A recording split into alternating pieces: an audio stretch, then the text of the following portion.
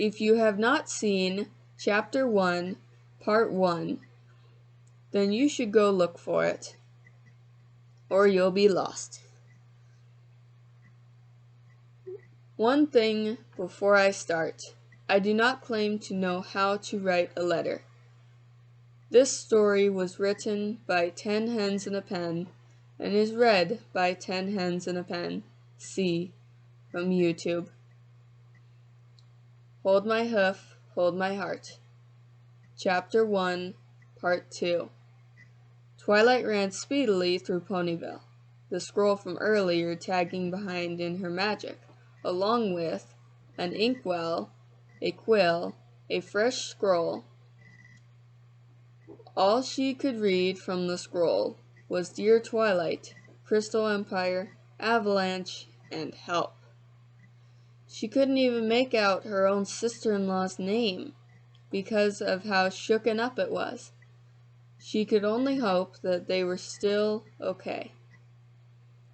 She rounded the last corner and skidded to a stop in front of the train station. As she was trying to catch her breath, however, she noticed the earthquake had stopped.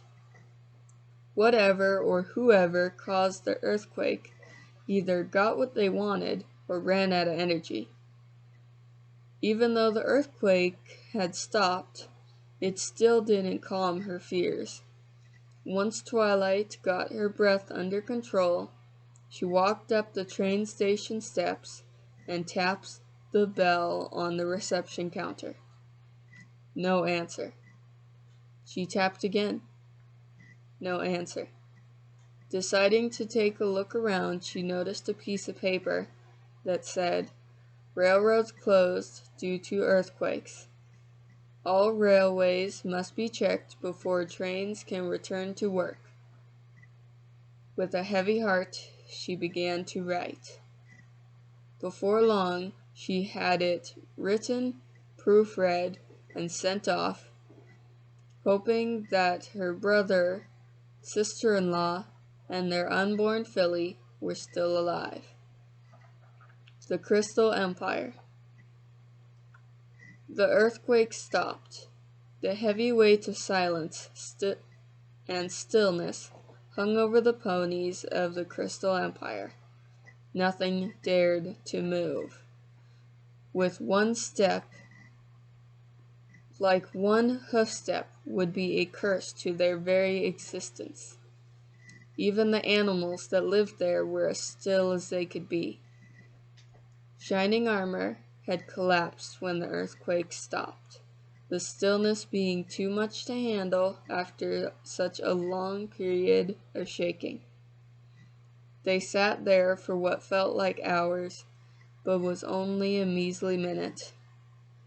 A flash of vibrant light filled the room for a second, leaving behind a scroll. Cadence grabbed the scroll and began to read out loud. Dear Cadence, I could not read much from your letter, but I hope that the earthquakes for you have stopped. I will not be able to see you for quite a while because of the train tracks being closed. I hope this letter finds you, Shining Armor, and your little filly well. I hope to find my way up there soon. Sincerely, Twilight. Cadence felt peace after reading that letter. But as she was rolling the scroll up, the word filly started ringing in her head. Without another word, she trotted quickly out the door towards the hospital. She needed to make sure her unborn filly was okay. Shining Armor followed close behind. In Ponyville, an hour after the earthquake stopped, Sugar Cube Corner was a mess with glass, cupcakes, cakes, and other sweets strewn along the floor of their shop. The earthquake in Ponyville wasn't exactly strong, but it did shake just enough to knock things off their shelves. Pinkie Pie was left in charge of cleaning up, while the cakes went to a town meeting. She had already completely cleaned up her room, the kitchen, and gotten a fairly decent portion of the shop front cleaned before she realized something was off. There was silence. A very strange silence. Ever since she got her cutie mark, there was noise. Voices in the background, talking amongst themselves in the back of her mind. The Queen called it the hive mind. Pinkie didn't understand it. All she knew was it meant more friends, more birthdays to remember, more parties to plan. She would have to tell her pony friends about how she became a changeling. But that was for another time. Right now she needed to figure out why the hive mind was so quiet. The Badlands Hive, then northbound. Crystal entered the royal kitchen in her fully winterized attire. She didn't quite remember where the love crystals were kept, and got thoroughly distracted when she saw her reflection in the mirror. Her butterfly-like gossamer wings shimmered brightly in the dim kitchen lights.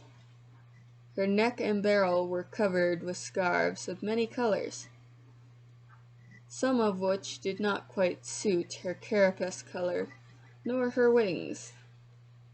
Now that she thought about it, the saddlebags didn't fit her look either, being a dark lavender, almost black in color, with a purple starburst and 5 mini stars around it.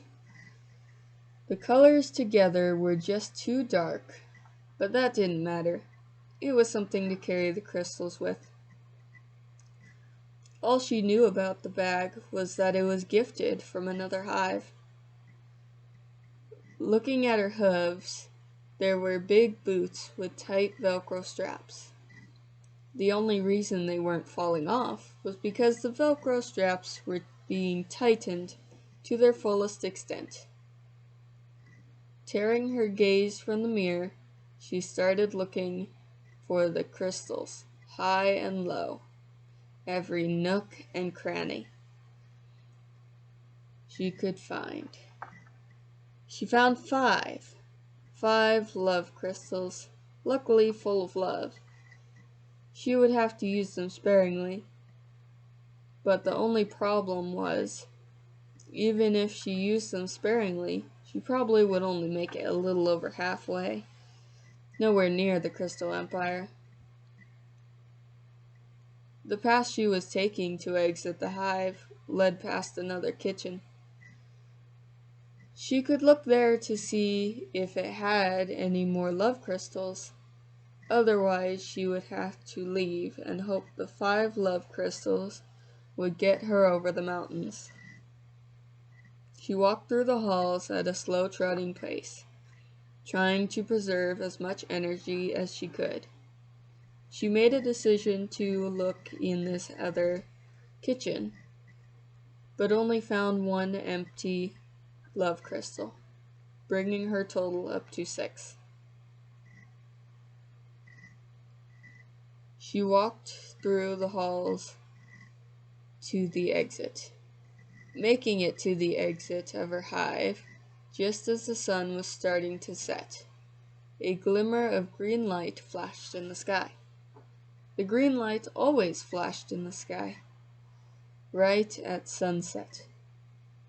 It was a way to tell if it had been a full day. For Crystal, it had now been a full day since the battle of the Changeling Queens. Equestria is probably starting day 2 by now. If I travel all night, I might make it out of the Badlands before the sun rises again. It really gets hot out here. And with that, she was off. If you enjoyed this story and want to see Chapter 2, then type Changeling in the comments below. Bye!